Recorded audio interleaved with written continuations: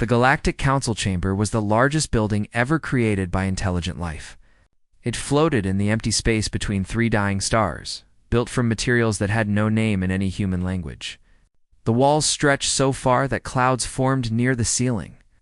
Thousands of seats rose in circles around a central platform, and in those seats sat beings from every corner of the known universe. The Valkyrie were there, their bodies made of living crystal that caught the light and split it into colors humans could not see.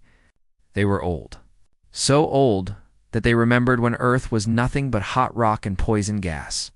They sat perfectly still, as they always did, their ancient minds moving at speeds that made centuries feel like seconds. The Thrum Collective filled an entire section of the chamber. They were not one being, but millions, connected through invisible threads of thought. When they spoke, 1,000 mouths moved at once, creating sounds that shook the floor and made the air taste like metal. They had not known individual thought for longer than most species had existed. High above everyone else, in seats made of nothing but focused light, the Ascendant of Yith watched without watching. They had given up their bodies so long ago that no one remembered what they had once looked like. Now they existed as pure thought, as patterns of energy that needed no food, no water, no rest. They observed everything and said little. These were the powers of the galaxy. These were the voices that had shaped civilization across 10,000 worlds. And for 6 months, they had been discussing what to do about humanity. Ambassador Elena Vasquez stood at the entrance to the Great Chamber. She was 57 years old.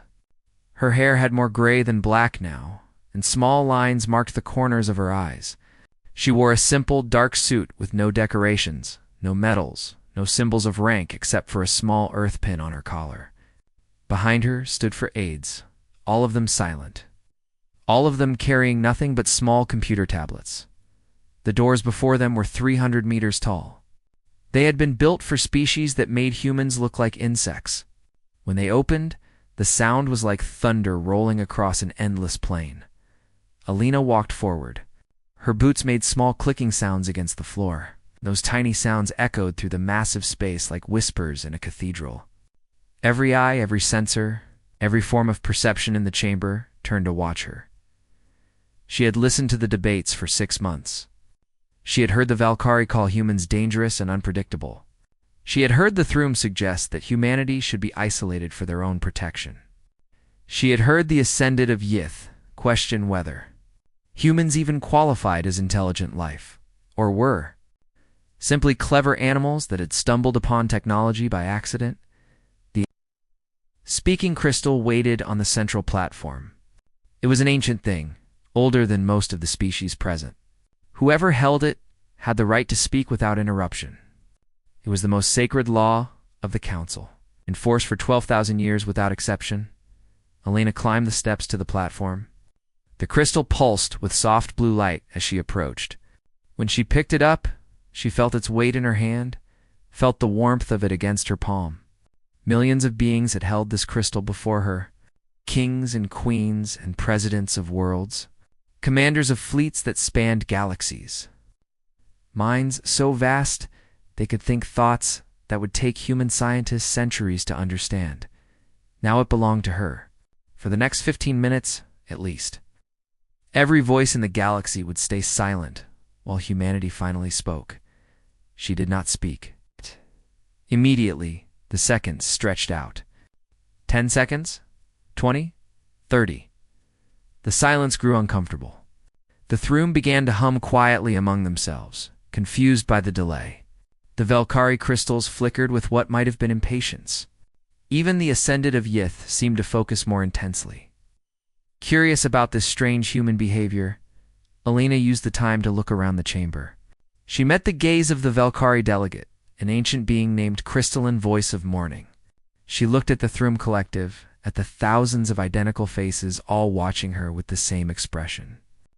She looked up at the Ascendant of Yith, at the patterns of light that served as their bodies now. Then finally she spoke. Her voice was quiet. Not weak, not uncertain, but quiet in the way that someone speaks when they know they do not need to shout to be heard. I have listened to you discuss my species for 6 months. I have heard us called dangerous. I have heard us called unpredictable. I have heard us called primitive and violent and unstable. She paused, letting the words settle into the vast space around her. You are not wrong. The chamber went completely still. Even the thrums stopped their quiet humming. This was not how new species addressed the council. New species apologized. New species made excuses. New species begged for acceptance and promised to follow the rules. This human had just agreed with every criticism ever made, against her kind. Alina continued walking slowly around the platform, her footsteps the only sound in the entire chamber. You have studied us since we first sent radio signals into space. You have watched our wars. You have documented our weapons. You have counted our dead. She stopped and faced the assembly. What you have not done is ask us about ourselves. You have talked about us. You have debated our future. But until this moment, no one thought to let us speak. She held up the speaking crystal. This crystal means I cannot be interrupted. For 15 minutes, you must listen to me. You must hear what I have to say. A small smile crossed her face.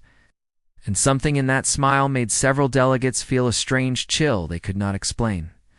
I suggest you pay attention, because what I am about to tell you will change how you see not just humanity, but yourselves as well. The Velcri delegates shifted in their seat. The Thrum collective fell into perfect silence. The Ascended of Yith leaned forward in their seats of light. Ambassador Alina Vasquez took a deep breath. The weight of her entire species rested on her shoulders. 8 billion people on Earth, millions more scattered across the solar system. All of them waiting to see if their representative could convince the galaxy that humanity deserved a place among the stars. She began to speak, and the galaxy began to listen. Alina reached up and touched her collar. Her fingers found a thin silver chain hidden beneath her shirt. She pulled it out slowly, letting the chamber see the small pendant that hung from it. It was a simple thing. A tiny flame made of silver, no bigger than her thumbnail. This belonged to my grandmother, Alina said. Her voice carried through the vast chamber, amplified by technology so advanced it seemed like magic. Her name was Sarah. She was born in a small village in Poland in 1935. When she was 7 years old, soldiers came to her village. They took her family. They put them on trains. They sent them to a place called Auschwitz. The Velcari delegate made a small notation on their recording device. The name meant nothing to them. It was not in their databases. It was too small, too local, too human to have registered on their sensors. Auschwitz was a death camp, Alina continued. The soldiers there killed people, not in battle, not in war. They killed them simply because of who they were, because of their religion, because of their blood. They killed them in gas chambers and burned their bodies in ovens. They killed 6 million people this way. 6 million human beings, murdered for no reason except hate. She let the number hang in the air. 6 million. It was a small number by galactic standards. The Thrum collective contained billions of individual minds. The Velcari had seen stars die with planets full of life. 6 million was barely a rounding error in the mathematics of the universe, but something in the way Alina spoke made the number feel heavier than it should. My grandmother survived, Alina said. She was the only member of her family who did. She was 11 years old when the camps were freed.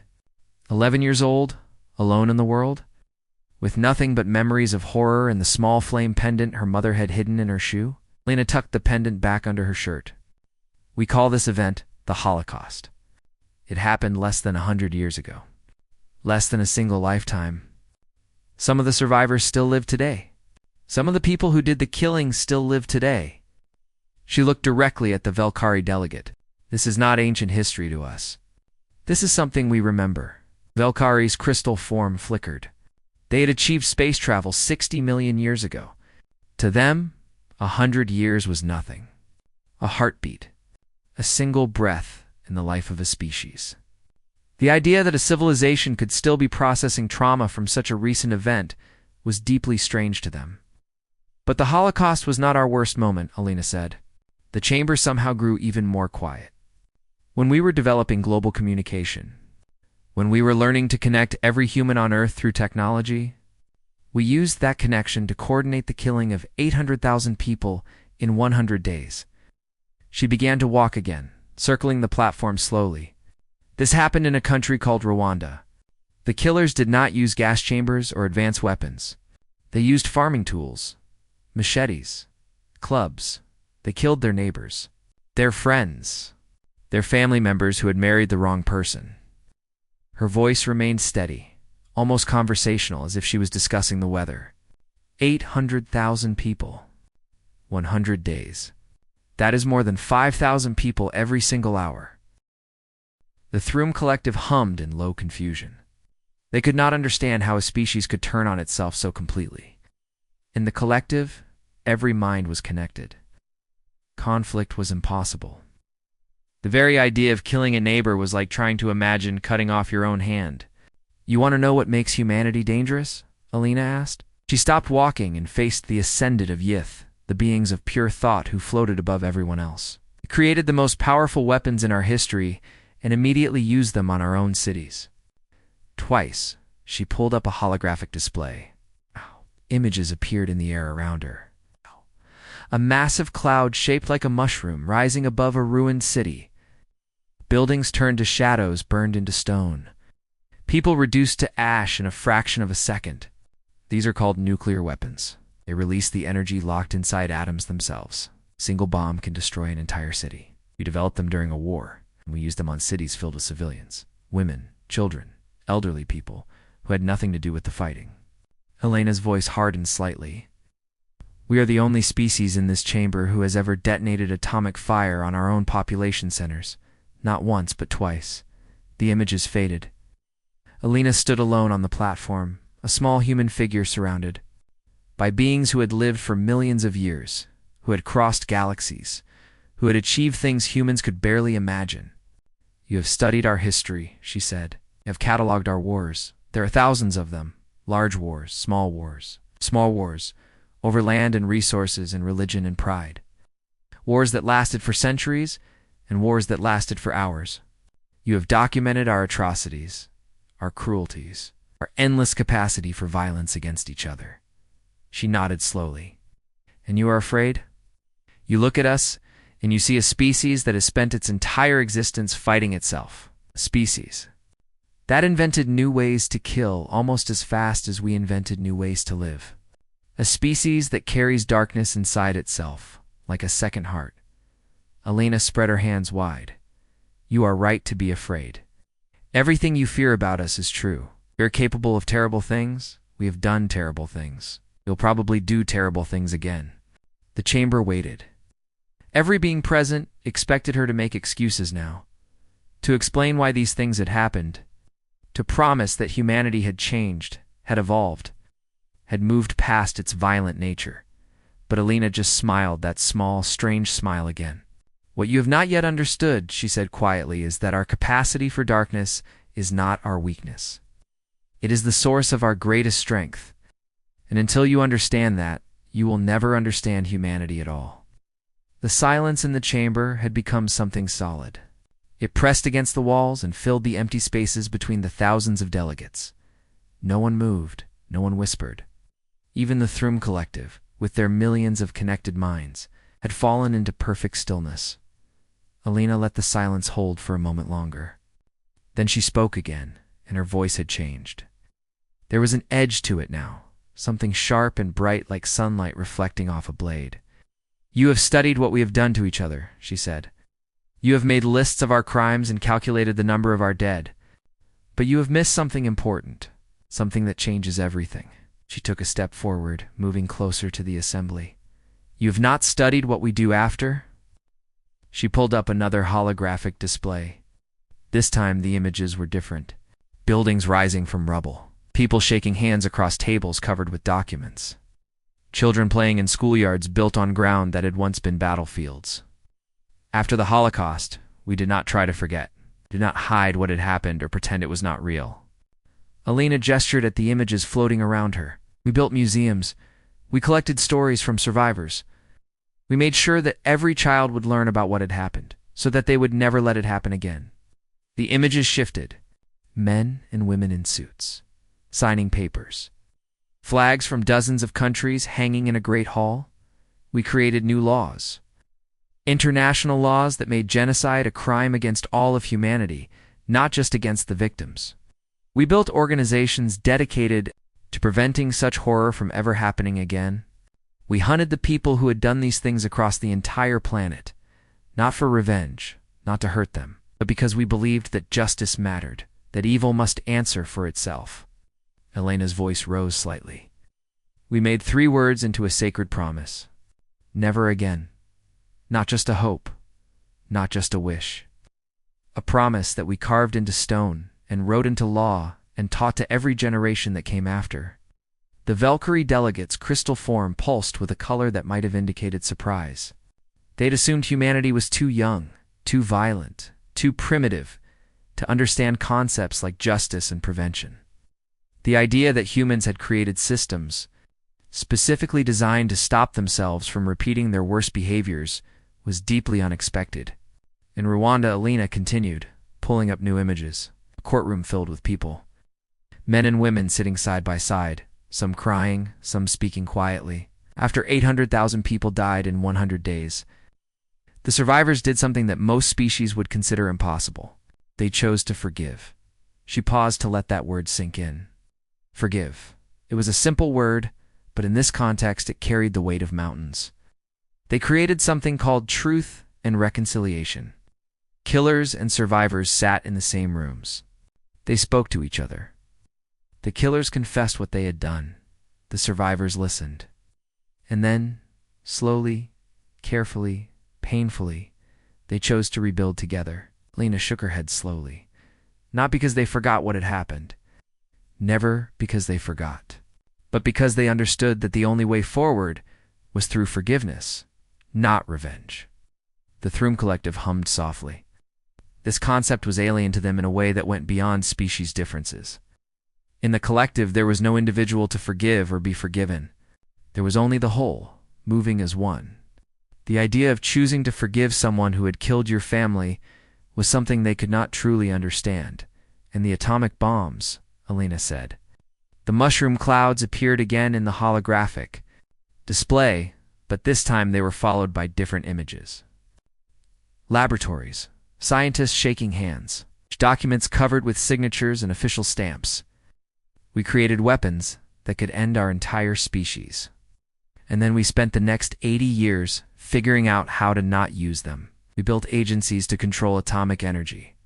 We signed treaties promising to limit our weapons. Created systems where enemies could talk to each other so that a misunderstanding would not end all life on Earth. Elena turned to face the full assembly. 80 years with weapons that could destroy everything. 80 years of fear and tension and close calls and near misses, and we are still here, still talking, still trying to be better. She pointed at the Valkyrie delegation.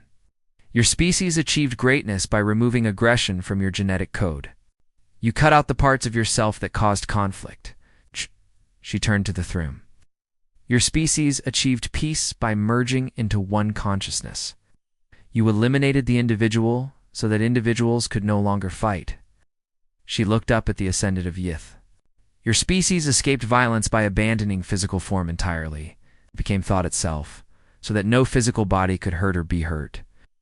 Elena lowered her arm and stood straight and tall in the center of the platform. Humanity did none of these things. We did not remove our darkness. We did not escape from it. Did not eliminate the parts of ourselves that cause pain. Her voice grew stronger. We learned to live with them. She pressed her hand against her chest.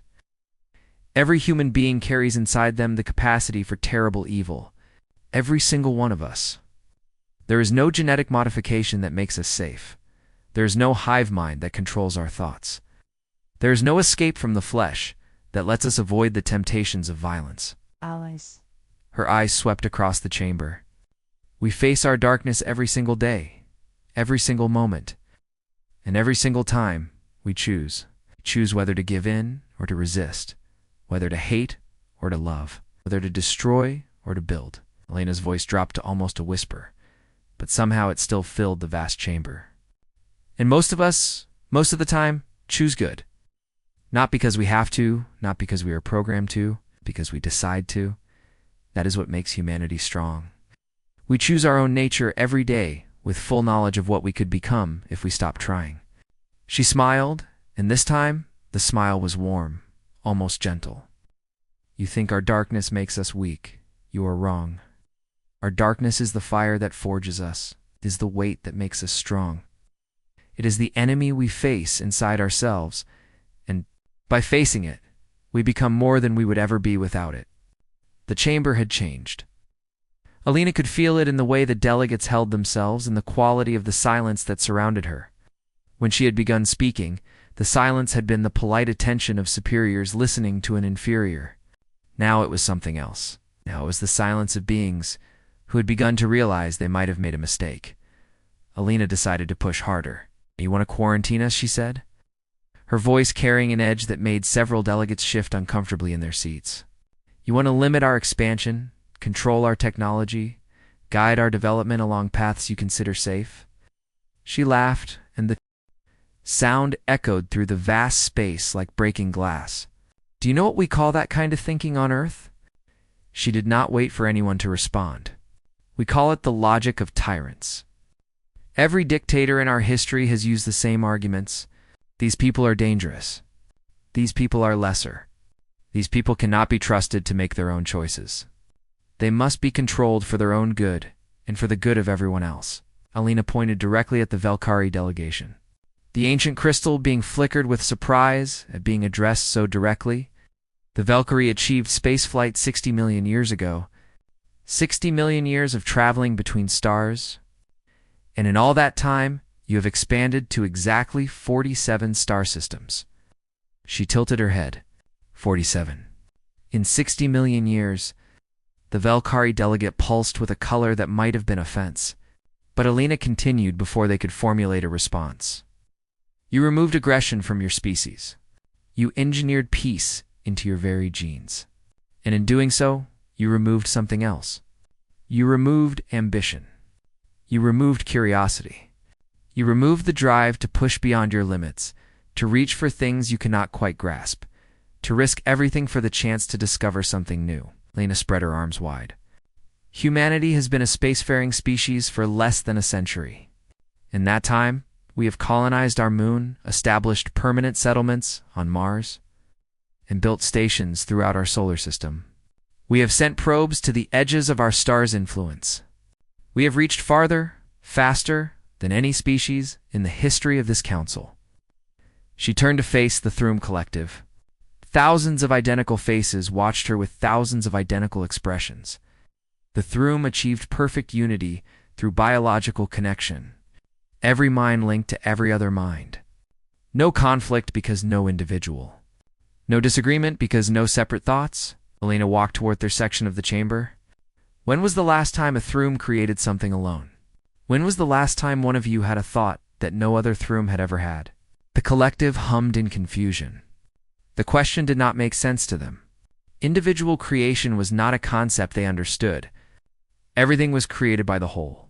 Everything was shared by the whole. The idea of a single mind producing something unique was strange and slightly disturbing. Humans create things alone all the time, Alina said. We write books that no one else could write. We paint pictures that no one else could imagine. We compose music that comes from somewhere deep inside a single human heart. Her voice softened slightly. We fall in love with specific individuals, not with groups. We form bonds so strong that we would die for a single person, not because it benefits the whole, but because that one person matters more to us than our own survival. She looked up at the Ascended of Yith, floating in their seats of pure light. You transcended physical form. You escaped the limitations of flesh and blood and became beings of pure thought. You can contemplate ideas that would take human philosophers centuries to understand. You can process information faster than any computer we have ever built. Alina climbed a few steps toward them, bringing herself closer to their elevated position. But you have never tasted food. You have never felt sunshine on your skin. You have never held a child in your arms and felt their warmth against your chest. You have never danced at a celebration until your legs ached and your heart soared with joy. The Ascended flickered with something that might have been uncertainty. They had not expected this line of criticism. They had considered their transcendence a pure advancement, an evolution beyond the crude limitations of physical existence. "You gave up pleasure to escape pain," Elena said. "You gave up love to escape loss. You gave up life to escape death." She shook her head slowly. "We call that a bad trade." She returned to the center of the platform and faced the full assembly. Every species in this chamber achieved peace by giving something up. The Velkari gave up drive. The Thrum gave up individuality. The Yith gave up feeling. Lena pressed her hand against her chest again. Humans gave up nothing. We kept everything. The good and the bad. The light and the dark. The capacity for love and the capacity for hate. And we learned to carry all of it. Her voice rose. "You think that makes us primitive? You think we are simply too young, too immature, to have evolved past our violence? But you are wrong. We are not on a path toward becoming you. We are something entirely different. We are a species that lives with its demons instead of cutting them out." She pointed at the delegates around her. "You achieved safety by becoming less than you were. We achieved strength by remaining whole. And when the next great challenge comes, when something appears that threatens not just humanity but all of you, who do you think will be better prepared to face it?" Alina smiled that sharp, dangerous smile. "The species that eliminated its ability to fight? The species that cannot think as individuals? The species that no longer has bodies to put at risk?" She shook her head. "Or the species that has spent its entire existence learning to struggle, to adapt, to overcome, to never, ever give up?" The chamber remained silent, but it was a different kind of silence now. It was the silence of beings who were beginning to understand that they might have underestimated humanity in ways they had never imagined. Alina was not finished yet. She had one more point to make, and it would change everything. Ambassador Alina Vasquez stood at the center of the platform. The speaking crystal in her hand pulsed with soft blue light, the same light it had carried for 12,000 years. Around her, the greatest powers in the galaxy sat in stunned silence. She had been allotted 15 minutes. She had been speaking for nearly 40. No one had interrupted. No one had objected. No one had invoked the ancient rules to silence her. "You've spent 6 months debating what to do with humanity," Elena said. Her voice had changed again. The sharp edge was gone. The anger was gone. What remained was something quieter, but somehow more powerful. "Allow me to offer a different perspective." She walked to the edge of the platform, bringing herself as close to the assembly as the architecture would allow. "We did not come to the stars seeking your permission. We did not develop the technology to travel between worlds because we hoped you would approve. We did not reach out to this council because we need your protection or your guidance or your approval." The Velkari delegate's crystal form flickered rapidly. This was not how new species spoke to the council. There were protocols. There were traditions. There was a proper humility that younger species were expected to show. "We came because we hoped to find what we have always hoped to find," Elena continued. "Others who might understand us. Others who might see the universe the way we see it. Friends, partners, perhaps even family." Her voice softened. "Humans are social creatures. We do not like being alone. Even when we fight each other, even when we hurt each other, we always come back together. Because being connected to others is more important to us than being safe from them." She paused and looked around the chamber. Thousands of different life forms watched her. Crystals and hive minds, and beings of pure energy. Creatures that breathed ammonia, and creatures that lived in the hearts of stars. More diversity than any human had ever seen gathered in one place. "We looked up at the stars for thousands of years and dreamed of meeting you. We wrote stories about you. We imagined what you might be like. Some of those stories were hopeful. Some were frightening. But in all of them, we wanted to connect. We wanted to know that we were not alone in the darkness." Alina smiled, and this time it was a genuine smile, warm and almost vulnerable. "That is why we came. Not for power. Not for territory. Not for resources. We came because we hoped the galaxy might be full of beings we could love." Then her smile faded, and her voice hardened again. "But make no mistake, we will not be quarantined. We will not be guided. We will not surrender our nature because it makes you uncomfortable. We will not cut out our aggression or merge into a collective or abandon our bodies to satisfy your fears. She held up the speaking crystal. We are human. We carry within us the capacity for every horror and every miracle our species has ever produced. The people who built the death camps came from the same species as the people who liberated them. The people who dropped the atomic bombs came from the same species as the people who created treaties to limit them. We are capable of tremendous evil and tremendous good, and we will not apologize for being whole. The chamber remained frozen as she continued. You can work with us, or you can work against us. That is your choice. But let me tell you what each choice means. Elena pointed toward the assembly. If you choose partnership, you will find no more loyal allies in this galaxy. When you are threatened, we will stand beside you with the same fury we have used against each other for 10,000 years.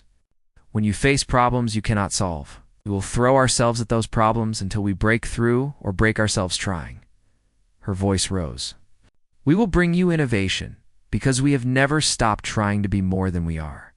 We will bring you art because we cannot help but create beauty even in the darkest times. We will bring you passion because we feel everything with an intensity that most species have engineered away. Then her voice dropped, becoming almost soft. And yes, we will bring you chaos. We will argue with you. Slightly. But you will never be bored. And you will never doubt that we are fully, completely, intensely alive. Elena paused. The entire chamber seemed to hold its breath. But if you choose to move against us, she said, and something in her voice made ancient beings from deathless species feel a chill they could not explain. If you try to quarantine us, to control us, to limit what we can become... Yes. She stood straight and tall, a small human figure surrounded by giants. Remember that everything we have done to each other, every war, every atrocity, every terrible moment in our history, we did while we were trapped on a single fragile world. We did it with weapons we had built ourselves. With resources we had gathered ourselves, with nothing but our own determination and creativity. Her eyes swept across the chamber. Imagine what we will do to protect our world now that we have reached the stars. Imagine what we are capable of when we fight for something we love, instead of fighting each other. Imagine what happens when all of humanity's fury and passion and endless stubborn refusal to give up is pointed at a common enemy. Elena lowered her voice to barely more than a whisper. The Valkyrie have existed for 60 million years. The Thrum have been a collective for longer than Earth has had life. The Ascended of Yith have contemplated the universe since before my species existed. She smiled that dangerous smile one last time. Humanity has been among the stars for less than a century, and you are already afraid of us. Ask yourself why. Then ask yourself what we will become in 1,000 years. In 1,000,000. In 60 million. She stepped back from the edge of the platform and held up the speaking crystal one final time. We are humanity. We have spoken. You may respond when you are ready. Ambassador Elena Vasquez walked down from the platform. Her footsteps echoed through the silent chamber. She returned to her delegation's modest seats at the back of the assembly, sat down and folded her hands in her lap. Behind her, the Galactic Council sat in complete stillness. No one reached for the speaking crystal. No one moved to respond. No one seemed to know what to say. The silence stretched for a full 10 minutes. Then 20. Then 30. Finally, slowly, the Valkyrie delegate's crystal form began to shimmer with a color that none of the translators could quite identify. It might have been fear. It might have been anger. It might have been respect, or it might have been all three at once. The ancient keeper of council protocols. A being so old that no one remembered what species they had once belonged to, quietly noted something in the official record. Humanity's delegation had been allotted 15 minutes to speak. They had taken 40-7. No one had dared to interrupt. And somewhere in the back of the vast chamber, Ambassador Elena Vasquez allowed herself a small, quiet smile. She touched the silver flame pendant at her collar, thought of her grandmother, and waited to see what the galaxy would decide. Whatever happened next, humanity had finally been heard.